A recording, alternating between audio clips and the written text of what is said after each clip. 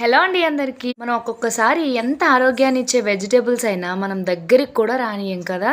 వాటిలో బీట్రూట్ అయితే ఇంకా కష్టం కదా. నాకు కూడా అంతే, బీట్రూట్ అయితే అస్సలు నచ్చదు అనమాట. అంటారు కదా పెద్దవాళ్ళు, మనకి మంచి చేసేది ఎప్పుడు కూడా మనకి నచ్చదు అని. అలా కాకపోతే బీట్రూట్ లో మనకి బ్లడ్ ఇంప్రూవ్ చేయడానికి చాలా మంచి ప్రోటీన్స్, విటమిన్స్ అనేవి ఉంటాయి కదా. బట్ అయినా కానీ మనం అసలు దాన్ని చాలా వరకు అవాయిడ్ చేస్తాం, ముఖ్యంగా నాలాంటి వాళ్ళైతే మరీను. అదేంటోనండి, ఈ వెజిటేబుల్స్లో ఏదైనా కూర వండాలి అంటే ఈ రోజు చేశాను అంటే నెక్స్ట్ డే మర్చిపోతానమాట.